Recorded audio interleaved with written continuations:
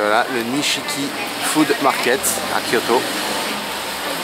Pas aussi célèbre que celui de Tokyo, mais réputé quand même.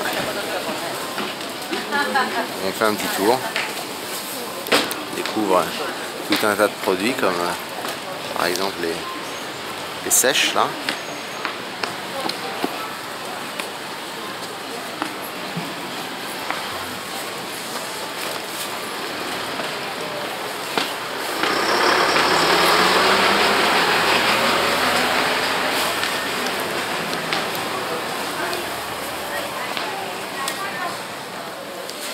Nous sommes chez Haritsugu, une boutique de couteaux japonais. Il y en a plusieurs évidemment à Kyoto. Et celle-ci est réputée pour la qualité de ses lames.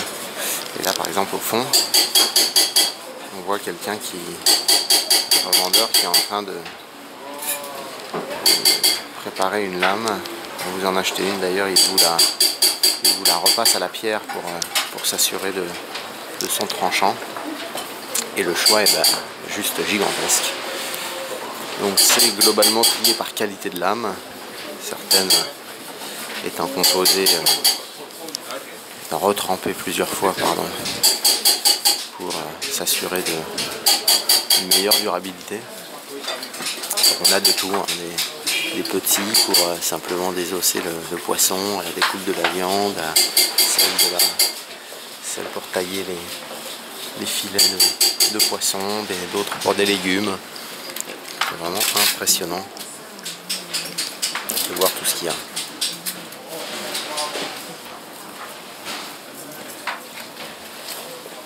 Alors après avoir discuté avec la dame là, qui vient ranger le couteau, elle nous a expliqué qu'il y avait 3 sortes d'acier.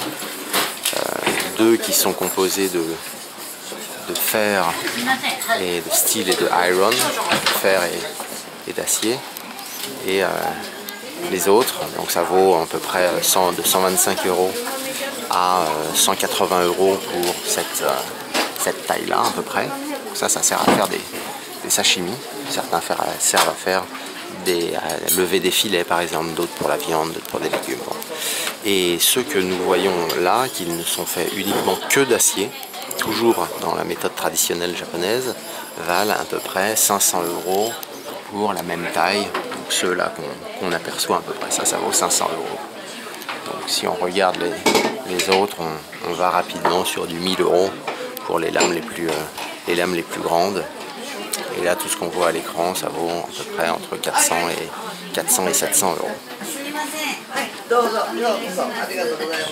On est clairement au-dessus, sachant que pour les qualités un tout petit peu moindres, donc ça ne doit pas forcément à l'œil nu évidemment, mais après c'est une question de durabilité, de qualité de la lame, de poids aussi. Là on est plutôt entre 200 et 400 € pour ces couteaux.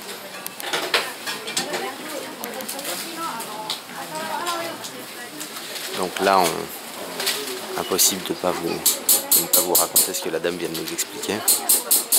Elle vient de nous apprendre comment conserver une lame, comment l'entretenir. Par exemple, à chaque fois qu'on découpe du poisson, il faut humidifier la lame après chaque passage de la lame dans le filet à l'aide d'un petit gant. Et pour laver la lame, elle nous a également appris qu'il fallait passer l'éponge que dans un seul sens, avec du sif par exemple, en allant vers le tranchant. Et ensuite laisser la lame un tout petit peu humide avant de la ranger. On continue notre tour dans le marché de Kyoto et on tombe sur plein de produits. On ne sait pas forcément ce que c'est et malheureusement ça parle pas anglais, donc pas facile de savoir par exemple ce que c'est que ça. Et on a vu plus loin là, donc juste à côté par exemple, on tombe sur d'autres produits.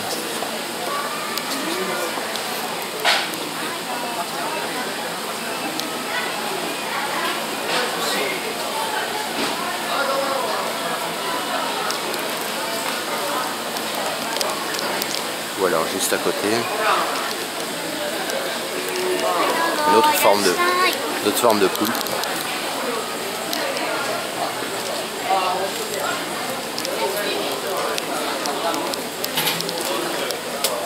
Ou bien là,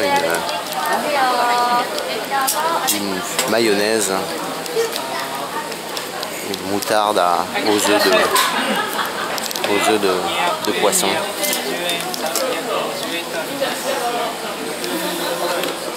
Ah donc c'est plein de petites boutiques comme ça qui vendent de tout, pas forcément que de la bouffe d'ailleurs, aussi tout un tas d'autres objets de décoration ou ustensiles de cuisine. C'est très sympa. On continue encore dans cette fabuleuse allée. Alors on a goûté un peu les produits qu'on a vus tout à l'heure et ben c'est pas mal. Tous les légumes qu'on a vus là, on savait pas ce que c'était, le truc bleu, les autres là, on a testé et c'est assez bon. Ça a des goûts très différents les uns par rapport aux autres. Et c'est difficile à expliquer, c'est craquant et en même temps c'est comme si c'était un petit peu enduit d'huile. Donc ça glisse dans la bouche et sur la langue et puis d'un coup ça devient craquant. C'est pas très fort à part un ou deux, il y a des choses qui ressemblent à du gingembre. On est vraiment très surpris par tout ça et là on vient de tomber sur là, une boutique qui vend des petits poissons. Et oui, on en avait eu dans un ou deux repas. C'est assez bon, ça n'a pas un goût très fort paradoxalement, on pourrait penser. Et c'est assez bon et donc ben voilà, là ils vendent ça et on en a à côté aussi.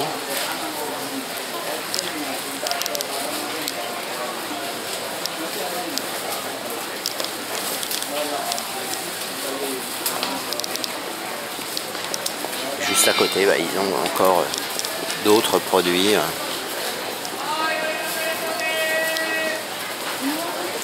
Du poisson cru ou peut-être pourquoi pas des abats de poissons, puisqu'ici le poisson est quand même utilisé partout pour plein de choses. On a là par exemple du poulpe, des tentacules séchés ou encore du poisson fumé, bien sûr. Là, on fait son marché, on peut acheter à l'unité. Et donc bah, derrière tout ça, on peut imaginer tout ce qu'on pourrait faire à la maison comme mélange ou comme sauce ou en salade.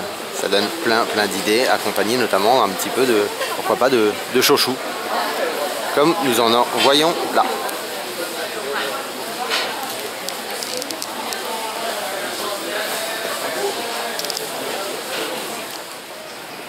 Bon, on a vu plein d'autres trucs et là on retrouve nos petits poissons, sauf que là bah, on découvre qu'il y a plusieurs espèces, plusieurs sortes, qui ont des goûts différents et qui sont cuisinés d'une manière différente. Donc, on ne peut pas tout goûter. Et comme on a un peu faim, et ben on s'est pris un peu de thon frais. Voilà, on mange en se baladant. C'est très sympa. Bon bah là on essaye quelque chose qu'on ne connaît pas. Il y a apparemment de l'algue de mer, alors ça sent très bon. C'est sûrement trempé dans le soja. Parce que ça sent un peu la sauce soja quand on mange du thon ou des sashimi. C'est bon. C'est bon. C'est pas craquant, c'est pas mou. Entre les deux, c'est très sympa. C'est pas très fort, c'est très bon. On pourrait facilement se mélanger avec du poisson, avec d'autres choses évidemment, mais c'est très sympa. Très bon.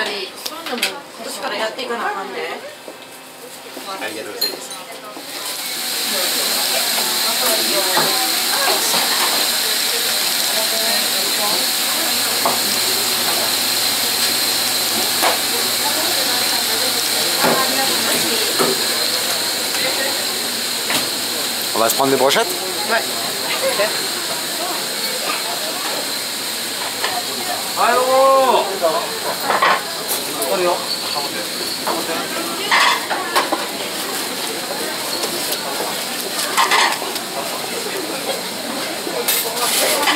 Bon, on va pas se prendre celle-là. Hein. Mais pourquoi pas celle d'à côté?